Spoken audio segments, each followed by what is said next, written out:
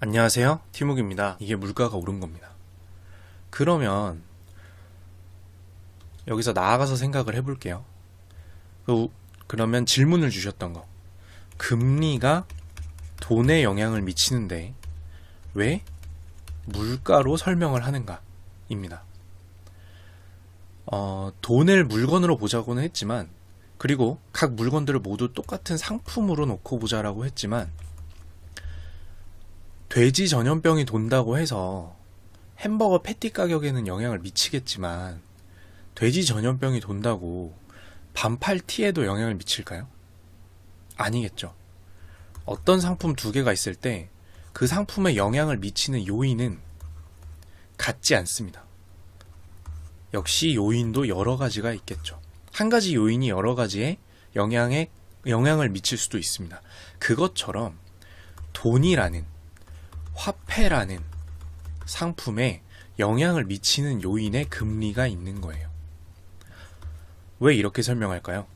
금리를 조정한다고 해서 어떤 물건의 가격에 직접적으로 영향을 미치는 건 아닙니다. 직접적 영향은 아니에요. 근데 금리는 아까 햄버거 패티와 돼지고기처럼 금리는 돈의 가치를 떨어뜨리거나 높이기 때문에 항상 가치는 상대적으로 봐야 됩니다. 돈의 가치가 떨어지면, 자, 아까랑 반대죠. 햄버거의 가격은 그대로 있어요. 햄버거는 한계가 있어. 한계가 있는데 이제는 5시간만 일해도, 아까 미국에서 5시간만 일해도요, B와 D라는 화폐를 10개를 줘요. 5개가 아니라. 5시간 일했는데 전부 다 2배를 줍니다, 갑자기. 나라에서. 야, 5시간 일하면 10개 줘. 5개 아니야? 2배로 줘. 이렇게 해요. 자, 그러면 어떻게 돼요? B와 D는 구하기 쉬워지죠. 내 수중에 B와 D가 늘어나요. 그리고 그럼 나만 늘어나요? 아니죠. 전국에서 늘어날 거 아니에요. 심지어 햄버거를 파시는 분도 수중에 돈이 늘어날 거 아니에요. 그럼 이 돈의 가치가 어떻게 해요? 떨어지죠. 돈의 가치가 떨어집니다. 그러면 햄버거를 파는 사람 입장에서, 아니, 나도 5시간 햄버거 만들면 구할 수 있는 양이 늘어났는데, 그러면 남들한테 햄버거를 예전 가격 5개에 팔면, B나 D 5개에 팔면 손해죠. 손해잖아요.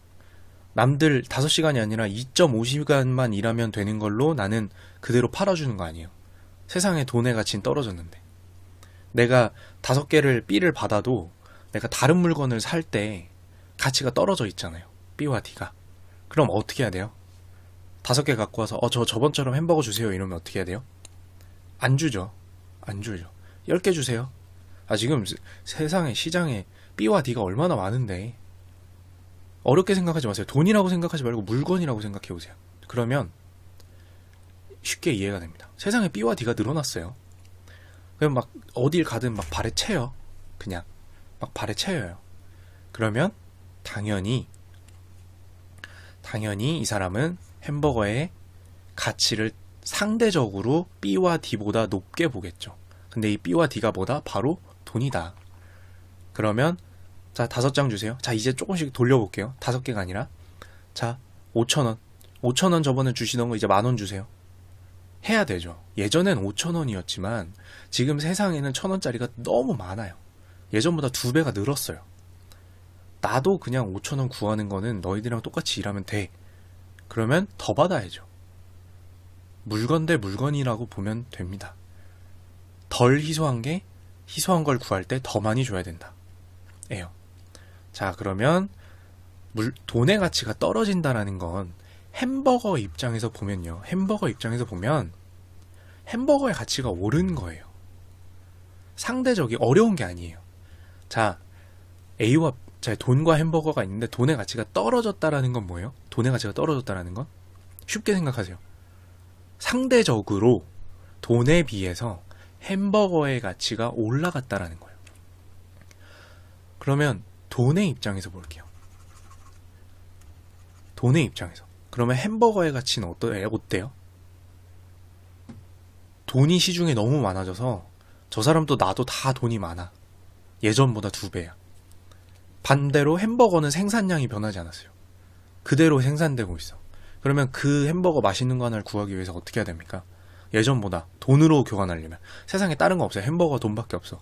그러면 돈을 2배로 줘야죠. 2배로. 단순하게 생각했을 때 물물 교환이라고 생각하세요. 물가와 돈의 가치, 즉 돈의 가치, 물건의 가치 이렇게 놓고 생각해서 헷갈리는 건데요. 다 필요 없고 그냥 돈도 햄버거도 옷도 전부 상품의 가치로 놓고 보세요. 뭐 하나가 많이 늘어나면 그건 가치가 떨어져요. 뭐 하나가 적어지면요, 그건 가치가 늘어납니다. 그런데 돈끼리 교환할 땐 뭐다? 환율이라고 하고요. 물건의 가치를 돈으로 환산했을 때 얼마나 오르느냐를 보는 걸 물가라고 합니다. 그 차이일 뿐이에요. 물론 세세하게 들어가면 좀 다르죠. 그러면 자, 돈의 가치가 올라갔다는 걸 어디다가 빗대서 얘기할 수 있어요? 다른 돈. 다른 돈이랑 빗대서 얘기하거나, 이게 뭐다? 환율. 다른 돈에 빗대서 얘기하거나 물건에 빗대서 얘기할 수 있겠죠. 예전에 1000개 생산되는 거 똑같이 1000개 생산되는데 왜 예전보다 가격이 싸졌죠? 그 물건이 가격이 왜 싸졌죠? 우리들이 들고 있는 돈의 가치가 올라갔기 때문입니다. 상대적인 거예요. 근데 이런 게 세상에 상품이 얼마나 많아요? 사람 수만큼 많을 수도 있습니다. 그게 서로서로 너무 영향을 많이 주고받으니까 머릿속에 복잡해서 그런데 정말 쉽게 그냥 돈도 물건이다라고 생각하고요. 금리는 대신에 그 돈이라는 물건이 시장에 많아지게 만드느냐 적어지게 만드느냐의 역할을 하고 있는 거예요. 그렇게 이해하시면 왜 금리, 환율을 얘기하는데 물가 얘기도 나오고 이게 어떤 국가에서는 물가 영향 얘기를 안 하는데 여기서는 물가 얘기가 나오고 베네수엘라는 환율이 망했다 그러는데 물가가 천정부지라 그러고 근데 우리나라에서 봤을 때는 베네수엘라 물가가 싸고 뭐야 이게 다 뭐야 이러는데 그렇게 경계 짓지 말고요. 모든 것은 상품 물물 교환이다. 물물 교환에서 어떤 물건이 많아지게 만드는 것은 무엇인가? 적게 만드는 것은 무엇인가를 생각하면 됩니다. 자, 그래서 이제 정리를 좀 할게요. 결론부터 말하고 시작하긴 했지만 조금 더 이제 편하게. 자, 물건, 돈, 물가, 환율, 이 모든 것들은 가치와 가격의 변동인데 이것들을 쉽게 생각하는 방법은 뭐다? 이것들을 다 하나하나의 상품일 뿐이라고 생각하면 된다. 그리고 어떤 가격이 무엇에 대해서 변동하는가? 달러 대비 비싸냐? 원 대비 비싸냐? 돼지고기가 원으로 사는 게 싸냐? 달러로 사는 게 싸냐? 이런 것들이 결정되는 그 복잡한 이유는 뭐냐면 그 복잡한 이유들이 다 있겠지만 결국에는 물물 교환이다. 물물 교환이다. 그래서 어떤 물건이 적냐, 어떤 물건이 많아지냐, 앞으로 많아질 것이냐, 적어질 것이냐, 더 희소해질 것이냐를 놓고 어떤 상품들의 가격이 상대적으로 변하게 된다라는 겁니다. 상대적으로. 그리고 다만 그 각각의 물건들, 원화, 엔화, 엔화에는 일본이 영향을 많이 미치겠죠. 또 돼지고기, 달러, 유로, 이탈리아가 영향을 많이 미치겠죠. 또 옷, 면직물, 집, 부동산, 땅, 날씨, 그것들이 각 요인이 각 상품에 복합적으로 영향을 미치기 때문에 금리 같은 거겠죠. 금리 결정, 통화 정책 이런 것들이 복합적으로 영향을 미치기 때문에 머릿속이 복잡하다 뿐이지 결론은 가격을, 가치를, 환율을, 물가를 결정하는 것은 서로 선 그을 필요 없이 물물 교환의 논리로 생각을 하시면 됩니다. 그래서 요게 저도 사실은 경제학부 있을 때부터 투자 초기까지는 항상 헷갈렸던 건데요. 그렇게 생각하시면 돼요.